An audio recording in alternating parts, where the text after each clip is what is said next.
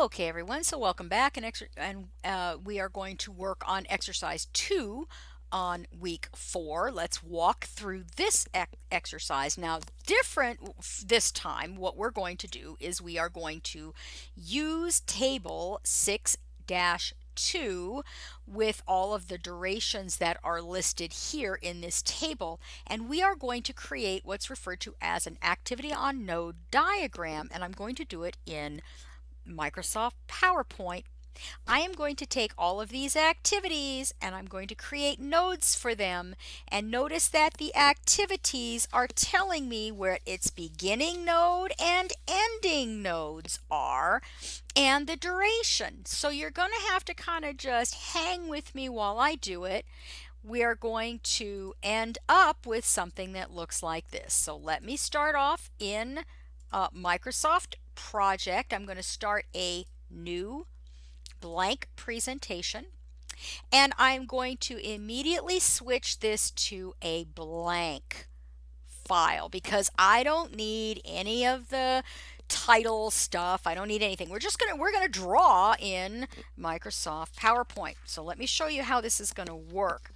The first thing I'm going to want to do is get my nodes. Now, nodes are going to be circles. And in Microsoft Project, you have this drawing thing right here. But if I click on the ellipse here and draw it, I get an ellipse. And I don't want that. What I want is a circle. But if I hold down the Shift key and try that, now I've got this beautiful circle. Okay? So hold down the Shift key and I can draw a circle. Select the ellipse or the oval, hold down the Shift key and draw a circle. Now, back it at our, I'm going to need 9 nodes. I have the initial node of 1 and the final node down here is 9. I'm going to need 9 of those circles. So let me come over here and I'm just going to make this super easy on myself, and I am going to do a Control C, and yeah, you guessed it, 1, 2, 3, 4, 5, 6, 7, 8. So now I should have 9 circles. 1, 2, 3, 4, 5, 6, 7, 8, 9. Okay, I do. I have 9. And I'm just going to move them out of my way right now. I selected all of them. I'm going to move them out of my way. All right, let's get started drawing. I'm going to grab the first one and I'm going to just move it over here. This is going to be my first node, or node 1. Now hopefully you are following along with that table in front of you. Okay? So our first node is node 1, and I need to name it. So if I double click on this, I can type a 1 inside that circle just by double clicking on that circle. All right. Now node 1 goes to node 2. All right. It's activity A and it has a duration of 2. So I'm going to come back over here and grab another one of these, and I'm going to move it right about here. Double click on that and I'm going to type a 2. I am going to take an arrow over here. I'm going to come down here and grab this little spot and I'm going to draw an arrow over here. Now I am going to put in A, whoops, A equals 2. All right.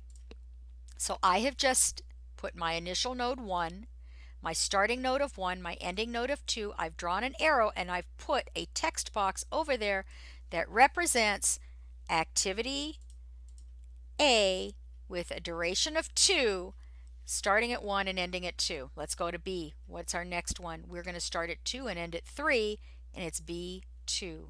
Here we go. So if I'm going to start at 2 and end at 3, I'm going to grab a node, I'm going to drag it over here, double click, and that's going to be 3. I'm going to draw an arrow between the two, okay, because I need an arrow, and I might want to move that down just because I'm a little bit crazy about wanting things to line up nice and neat. But this was activity B, so I'm going to grab a text box, plop it there, and I'm going to go B equals 2, right? Was that it? Let me go back and double check. B, duration of 2, starts at 2 and ends at 3. Let's look. B2 starts at 2, ends at 3. All right, got it. Let's look at our next one. Our next one is activity C. Also starts at 2 but ends at 4, and C has a duration of 3. So let me come over here. I know it's going to start at 2 and it's going to end at 4. So let me get a new, and let me just put that down right here. Okay, I'm going to start at 2 and I'm going to end at 4. Let me double click here and type a 4 in there. I'm going to grab an arrow and I'm going to come down here and I'm going to go down to 4. All right. And then what I want to do is I want to have activity C. I want to identify this line as C equals 3. Now I can move these things out of the way a little bit and line them up a little bit better. That's always works good too. So now let's look down at our table and let's look at task or activity D. It has a duration of 4 days. It starts at 2 and it ends at 5. I'm going to come over here and I'm going to get another one. I'm going to line it up right here. Double click and I'm going to call that 5. Now I need to start at 2 and end at 5. I'm going to come over here, start at 2. I'm going to end it at 5. I'm going to put in a text box. D, excuse me, yeah, it is D, right? D equals 4, duration of 4 days. You starting to see how this is coming together? All right.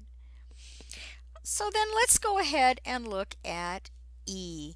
E starts at node 3, ends at node 6, and has a duration of 2.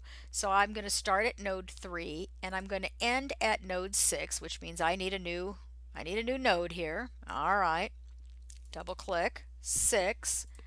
Grab an arrow. Starts at 3, ends at 6. And E equals, how many days was that? Oh, 2 days. All right, there we go. So let's look at F. F starts at 4 right here, ends at 6. Great, I don't need any new nodes. I have a 4 and I have a 6. All I need is an arrow to connect these two. So starts at 4, ends at 6, and F has a duration of 3. So let's put that in. F equals 3. All right. G. G starts at 5 and ends at 7. Oh, I'm going to need another node, so let me drag down a 7. All right, so I'm going to start at 5, end at 7. It's pretty easy to draw in PowerPoint, huh? And that's going to be G, and G has a duration of 6 days. All right, great. So we have H. Let's take a look at H. 8 starts at 6 and ends at 8. Now I don't have an 8 yet, so let me grab 8. And I'm just going to put it up here. Starts at 6, ends at 8. I'm going to type an 8 in there. And that's H, right? So let me grab a text box and type H equals 2 for the duration of 2 days. All right. H I. Now this is interesting. I starts at 6 and ends at 7. Well, I've got a 6 and I've got a 7. That's going to be easy peasy. But you know, I think what I might want to do is I might want to drag 7 over just a little bit. There we go. So I'm going to start I at 6. I'm going to end it at 7. And I'm going to type a text box here to indicate that I equals 5 for 5 days. All right, there we go. And I'm going to slide it over there so it's a little closer to my line. I like it to be lined up nice to my line there, so I know what it's representing. J starts at 7 and ends at 8. Okay, I've got a 7, I've got an 8. No new nodes here, so I'm just going to drag a line over here. And now I'm just going to write J, which has a duration of 1 day. J equals 1. Okay, so now I think I'll slide that a little closer to the line so I don't lose it there. And then I've got one final activity, K. K comes off of 8 and ends at 9. So then let me come over here.